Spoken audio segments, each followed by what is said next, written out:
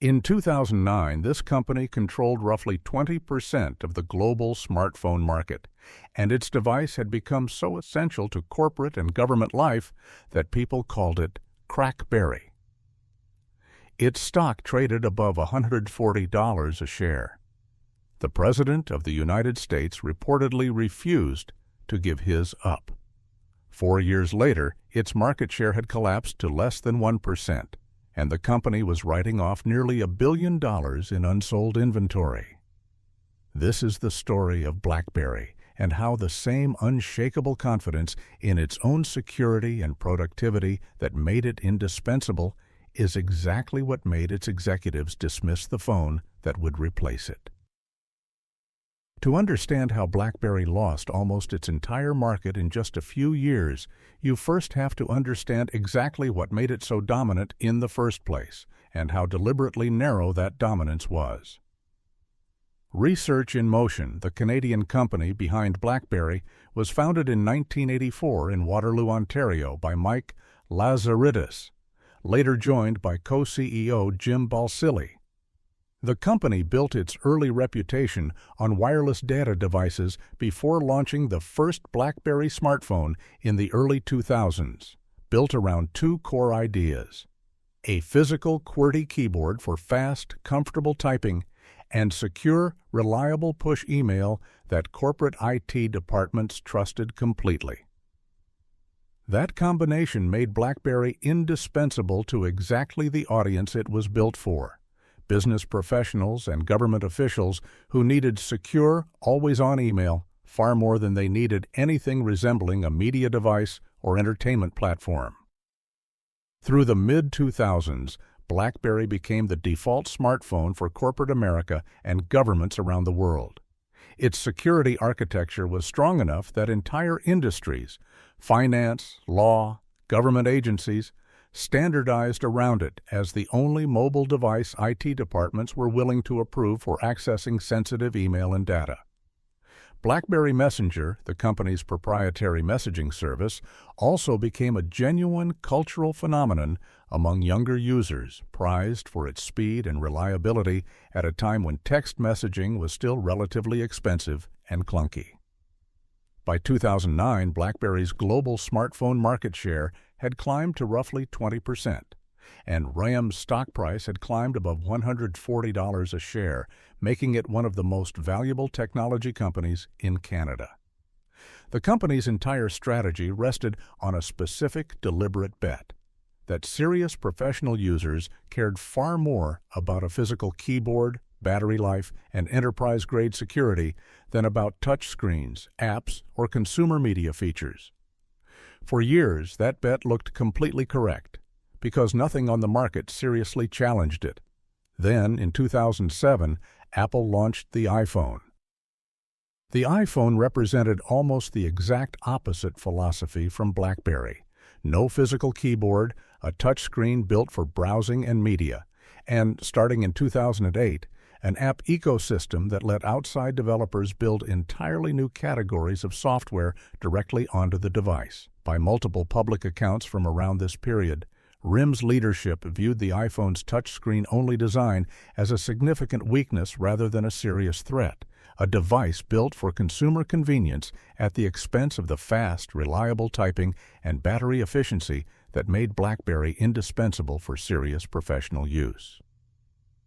That confidence wasn't entirely irrational at first. Early iPhones genuinely did lack certain enterprise security features and had a physical, keyboard-free typing experience that many professional users found awkward compared to BlackBerry's.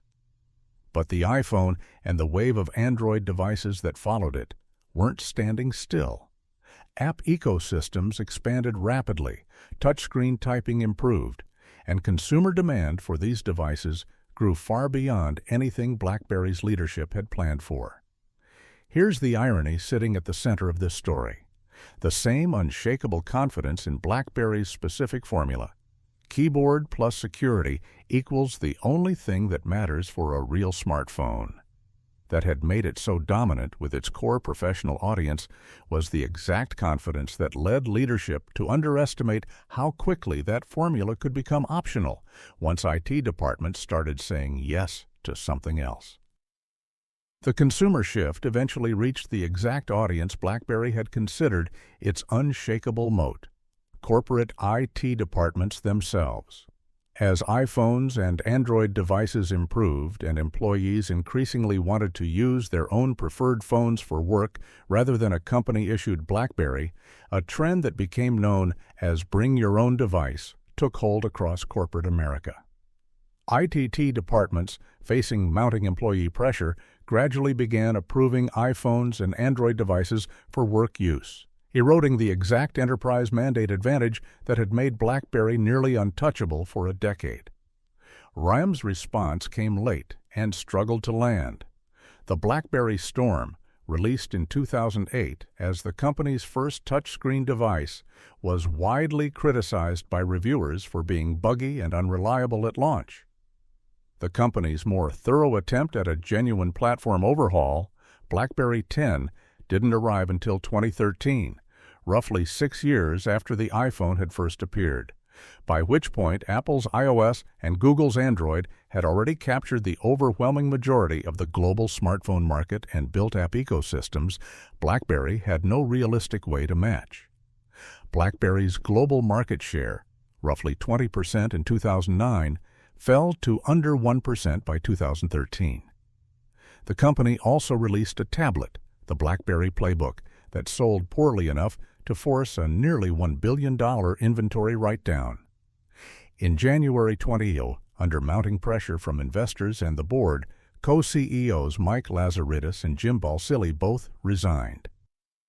BlackBerry continued operating at a dramatically smaller scale in the years that followed, eventually exiting the smartphone hardware business entirely around 2016 and licensing its brand name to other manufacturers to continue producing BlackBerry-branded devices.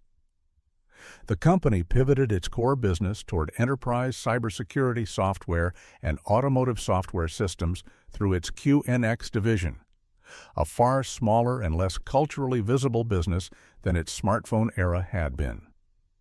Mike Lazaridis has remained involved in Canadian technology and research investment since stepping down, including founding a quantum computing research institute. The story of BlackBerry's collapse gained renewed public attention in 2023 with the release of a feature film, BlackBerry, dramatizing the company's rise and fall for a new generation largely unfamiliar with the device's earlier dominance. BlackBerry's story isn't really about phones or keyboards. It's about what happens when a company's specific formula for success works so completely for so long that its own leadership starts treating it as a permanent law of the market rather than one specific bet among many, and how quickly even the most loyal, locked-in customer base can walk away once something better becomes available to them. It's a pattern that shows up again and again in business history. Total dominance in a specific formula doesn't protect a company from a genuinely different formula arriving.